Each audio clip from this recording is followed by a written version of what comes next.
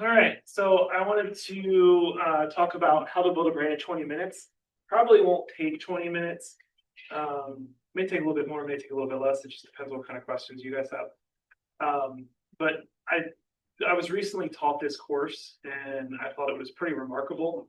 And then I added some additional content for you guys as well that I think you'll find super useful.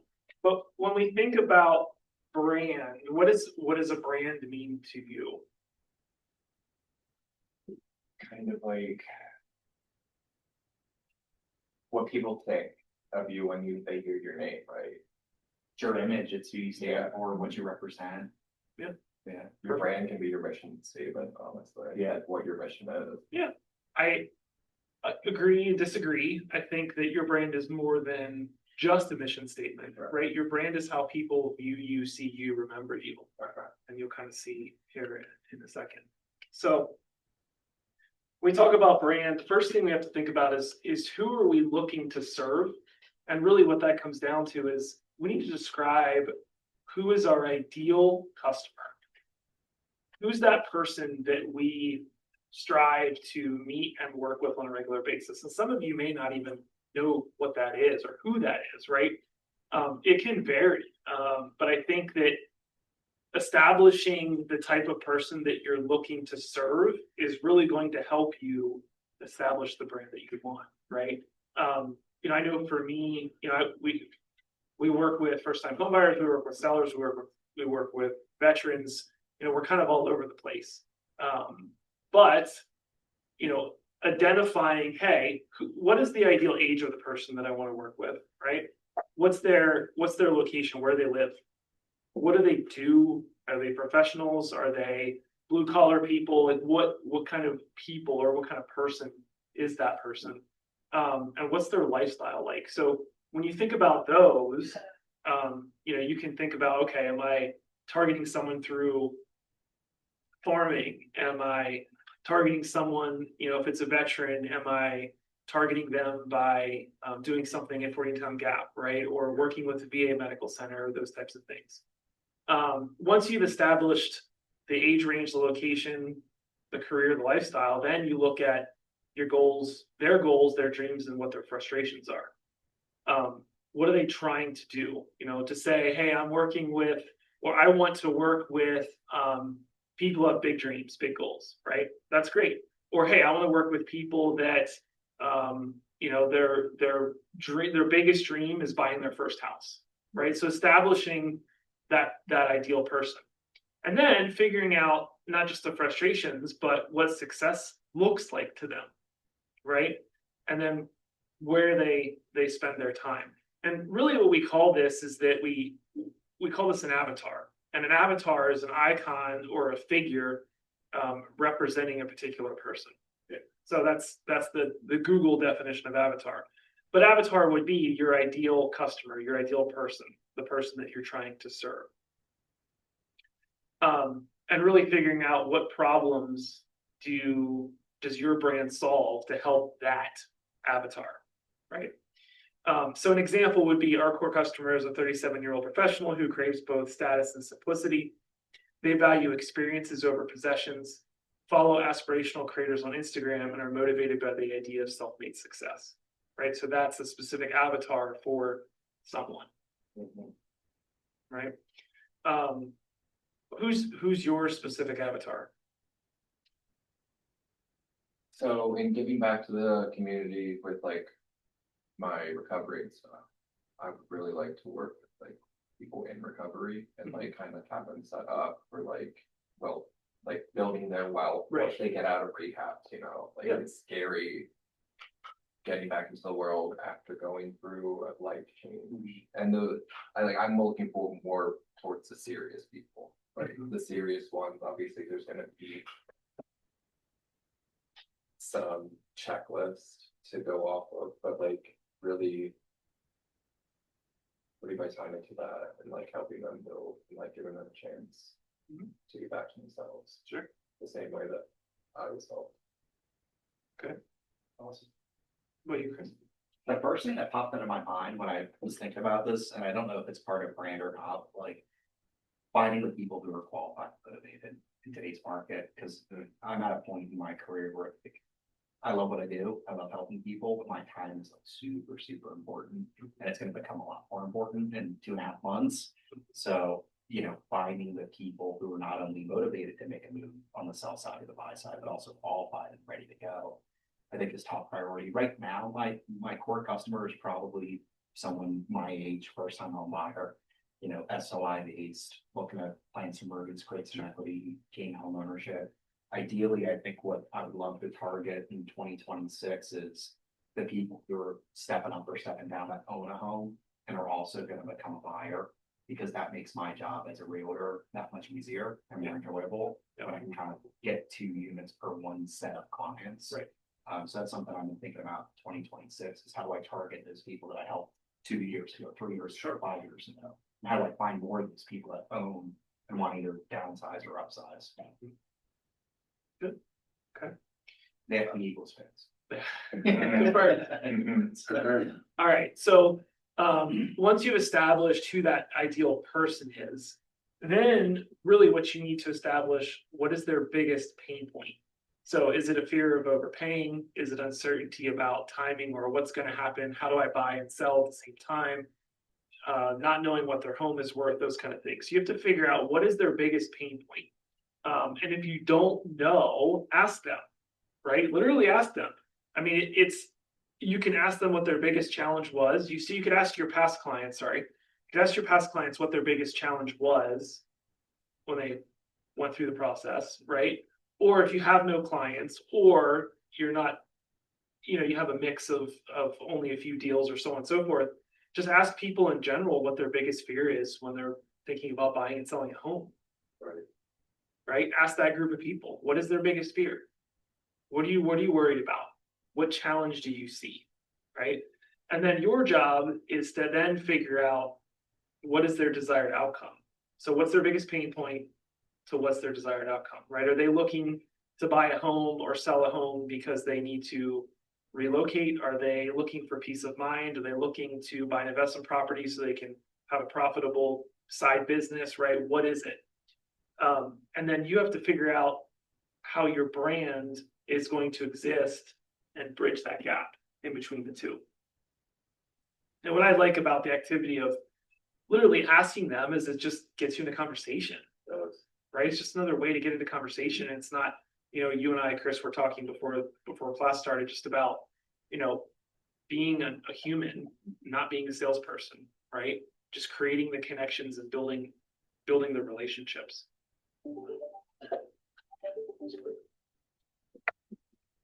All right, and then once you have those two things figured out, the next thing is going to be, what are the 3 colors that come to mind when people think of you?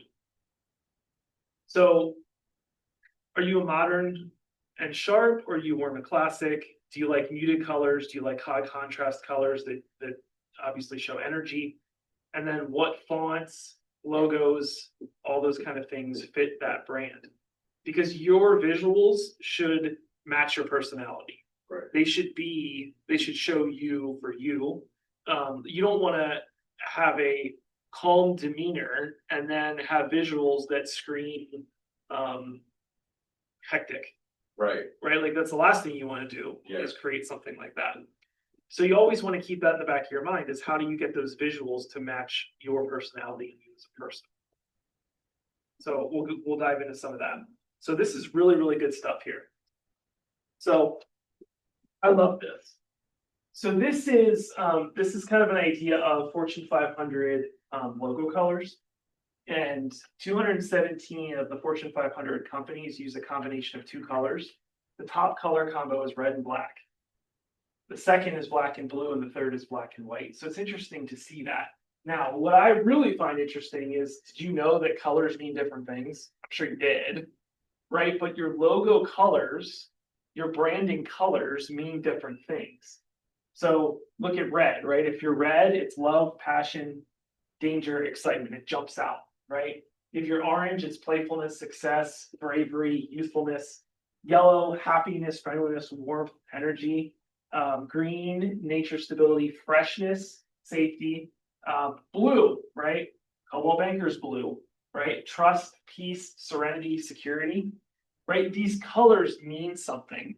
So you have to make sure that as you're building this out and picking a logo, or maybe you're not even doing a logo, maybe it's just your colors of your branding. What color you're going to use that represents what you're trying to put out there. And most importantly, what does it represent to your personality? Right? Like Kevin, I mean, I can't imagine that you would ever do red because it's danger and excitement. And you're much more reserved, I think. Yeah. Right? Or you look think green. I would say green or blue for you. Yep, I would say green or blue for you. No edge. Yeah, but drama, I don't think you got the drama. You're not. I can be, You but that's not can my be, but personality. that's not your personality. Right, Chris? I think you're pink. Sweetness, innocence, compassion, and softness. Oh yeah, that's great as me. But I just find this really interesting, right? Because we don't even realize that sometimes we pick a color because we like the color. Exactly, like I look good in blue, so. Yeah, I look good in blue. What's that saying about our personality? Yeah. Right? What about KW, like red, black, white? What if there's things on there that you don't wanna portray, but that's. You don't have to use our colors. That Right. and that is the coolest thing about KW is like you build the brand how you want to build the brand, Yeah. right? You're not tied down to using a blue or a purple or whatever, right? There's a group of recruits that just came over, two people that just came over, and they picked green. Like their colors are literally green. Like that's what they chose, Yeah. right? Now they still have to follow real estate guidelines. They still have to have and KW guidelines have our logo somewhere, but their colors are literally all green. Right? Nature, stability, freshness, and safety. Plus, I think they just like pink. All right, and then we can talk about fonts. So about 70% of Fortune 500 companies use a sans serif font. I think I said that right. In their logos. And font type can impact reading comprehension by up to 10%. And I think it's honestly, I think it's more than 10%. Because when I look at clean fonts, like if you look at our mission statement, right? It's very clean, it's super easy to read, right? But if you look at say over there, right? I mean, the limit. I mean, Yeah. granted, it's a nice font, but it doesn't like in that essence it stands out. But if that's your only font on something, it's going to be very hard to read, right? And comprehend. So you want to make sure you use something that is going to stand out so that people automatically know what your brand is right away. And they don't have a hard time reading it. Yeah. Especially if you're doing billboard signs, whatever, like you don't want them to squint, be like, is that a B or a G, right? Like, what is that letter? Sometimes, yeah, because if you're using the script, it looks like a different word. Like one word could mean like a little. Yeah. So you got to think about that. So, and obviously, you know, if 70% of Fortune 500 companies using a sans serif font, it's probably a good sign that we all should be using something like that, right? And I think a sans serif font it's really just, it's more blocky, right? Well, it's not. I mean, sans serif is blocky. This is a little bit more scripty, right? Or the difference of the two, but 367 logos use that one up in the corner, right? That font. Now, does it have to be exactly the same? No. But if it's something close, and I'm sure that all of them are not exactly the same, right? There's going to be a bunch of them that are probably slightly different. And then if you look at these fonts, so sans serif fonts have become famous for the simplicity, versatility, and improved legibility, making them appealing to brands across various industries. And if you look at these, you can kind of see the evolution of some of these brands, of where they went, where they were, and where they came from. But if you look, everybody went from a different, like, kind of scripty style to blocky and plain, right? Because it's easily recognizable and it's modern. You look at Pinterest, right? Like, in fact, I don't even know that that's Pinterest's new one. Like, I just remember them as that. Yeah. Right. Same thing with eBay. Airbnb is wild. How's eBay still a thing? It's Dude, amazing. I know it's. I know. They survive everything that it's survived to these day and age. I mean, Google and Microsoft are like stuck in the 90s. They're old logos. Yeah. Like, I remember that when I was a kid and I fire up the computer Oh, yeah. and I go to Google and I'm like, Yeah. so, and I think that you also look at the difference here, right? What do you notice? Like, just look at Microsoft, for example. Actually, look at Google. So if you look at Google, what do you notice when they went to the more blockier fonts? What did that do? It made them more what? I think it made it more modern, made it more sophisticated. Right, Even though it's simpler, I think it's more sophisticated than the old style. It's more like pinpointed, like your eyes focus right. outward in and Yeah. pick it up quicker than reading it left to right. Yep. That makes sense. No, it makes complete sense. I agree with you. I agree with The you. thing about the older, I feel like everybody was trying to like stand out by using a different font, when in reality, it wasn't. Yeah. Mhm. It's more, yeah, relatable, readable. Then we talk about capitalization, title case. So you guys know what title case is, right? Like title case is where it's just the first letter is capitalized, everything else is lowercase. And then you have some that are all lowercase, but look, the majority of them are all caps. Like I could see Chris Rad, like the Chris Rad team, you know what I mean? Someday. You're shaking your head no. The kids are in school. Yep, the kids are in school. But I think that it's interesting to see the majority of those companies are using all caps. Any thoughts on those? Ditch, what losers?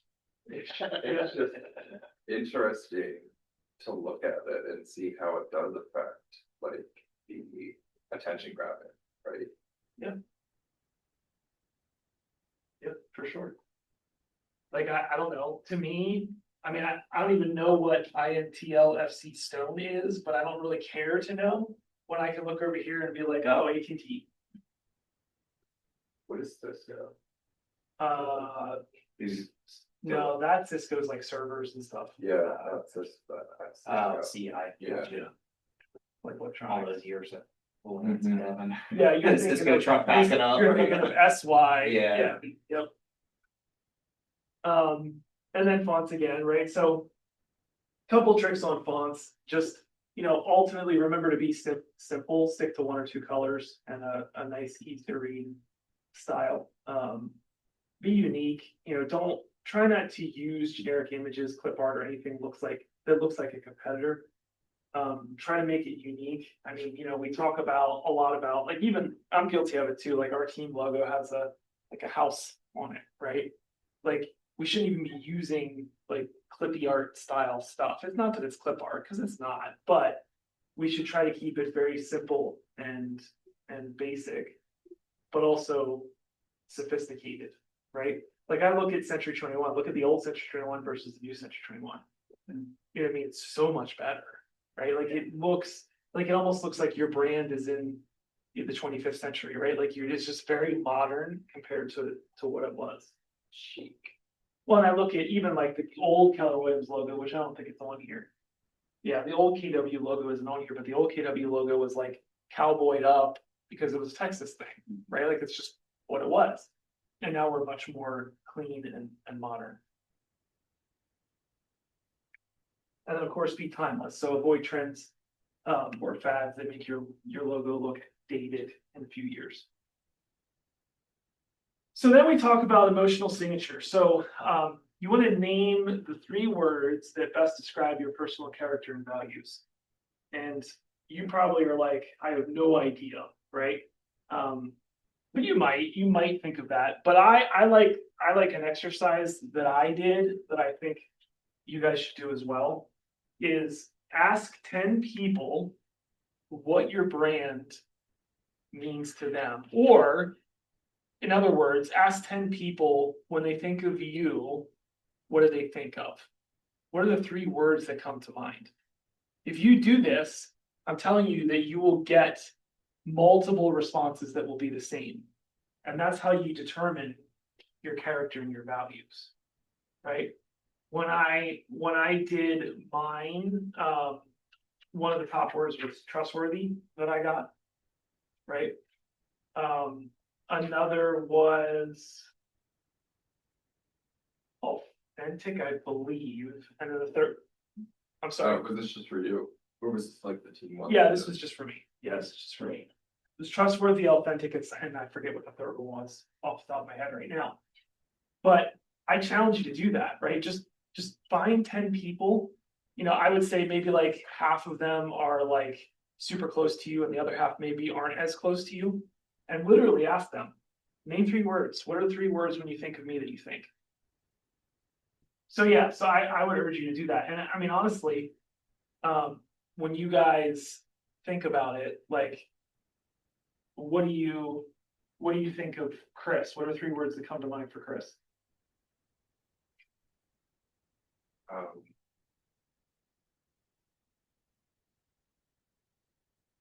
Authentic. Helpful. I can think of, I'm like, there's like a whole shitload of kind, caring, like animated, real, down to earth, genuine, Appreciate helpful, caring. What I about think you? that's what I think. Drop that short. Right. Intentional, I think is a good one for Kevin. Compassionate, calm, Yeah. like peaceful in a sense of like, approachable, I like that too. caring. Drop dead gorgeous. But see, that wasn't hard, right? Yeah. But like that's the idea of the exercise. You now do that with 9 other people, Right. and you'll be able to figure out what people think of you. Now, it doesn't mean that you have to stick with those. No. You can change your persona, but it's gonna at least give you an idea of you're already like that, so use that to your advantage. Mm-hmm. I would like to know what. Not necessarily the people that I wronged, but like the opposite side of it. I wanna know what like. I'm more some curious of- on that. Yeah, Yeah. like I know I'm caring and compassionate and helpful. I wanna know what people. Find those people. So find those Right. people that you're Like not mine. super Right, close to, and just say, hey, like I'm just doing an exercise and I'm just curious. Name 3 things, 3 words that you think when you think of me. But send a mass text out, all the ex-girlfriends Oh. together. Just let it go off. my gosh, I repeat it for days. Yeah. Remember that one time? Get Frank. Rachel removed herself from the group message. Awkward. All right, No, we're still good friends for the camera. Yeah. no, I'm gonna edit all this out. Gotcha. I'm gonna edit all this out. Yeah. So. Sorry, I'll look at my notes real quick. As All I right. think about All right, so where do you plant your flag? So the last thing, once you figured out the type of person and you figured out what your colors are that represent you, the type of font that represents you, and you go on and ask other people what they think your best qualities are, you have a pretty good solid footing, right? So the last thing you do is where do you plant your flag? So you define the home turf, and that's the communities you live in, you work in, you love. So what specific towns or neighborhoods are you known for? The reality of this is that if you've sold real estate, the chances are you've sold more than one home in a general area, right? Use that to your advantage, right? Chris, you sold a bunch of homes in Palmyra, right? You could use that to your advantage, right?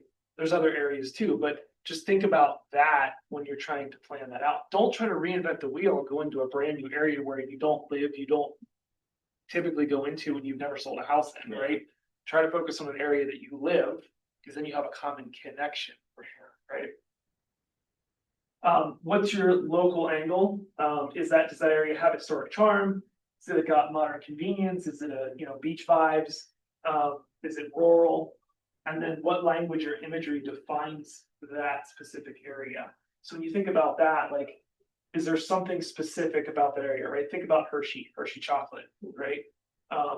Think about, Palmyra, right? I mean, I know we can't say good schools to people, but typically Palmyra has the reality of good schools, right? Like something along those lines, but find that specific thing that makes that area great. And add that to your brand, right? That should be part of what you're doing. So it's important for building out our long-term brand communication strategy that you make sure you focus on location because that's your lens. So every caption, photo, and video should make people feel like that's my community, that's where I live, that's what I love about that place, right? So now that you've learned all that,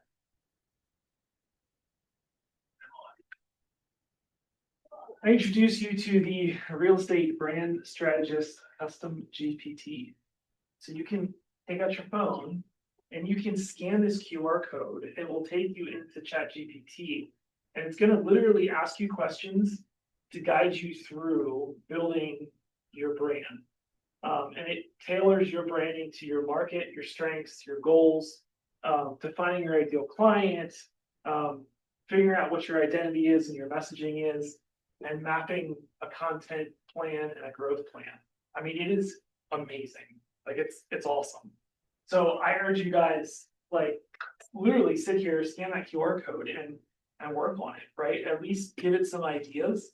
Because I want you to walk away from this class with something implemented, right? And maybe that's something as simple as, hey, I'm changing my colors to this. Or I know that my avatar is this, right? Or I know because my avatar is this and this is the location I want to be in, that my social media strategy needs to be X.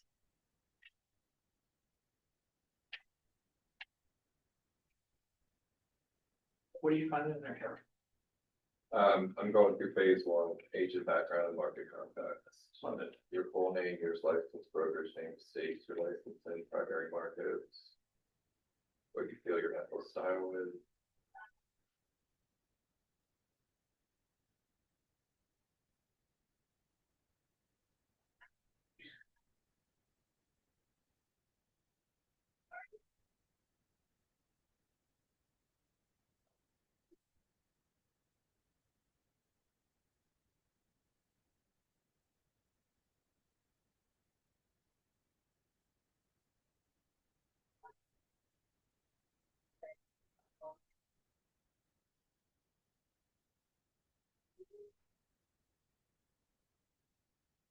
And for those of you who are watching, if you're looking for this specific ChatGPT and you can't scan the code, shoot me a message or an email and I'll get that for you.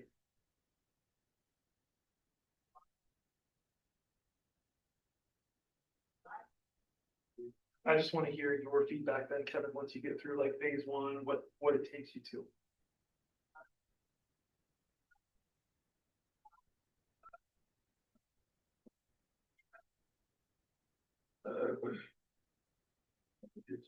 Start.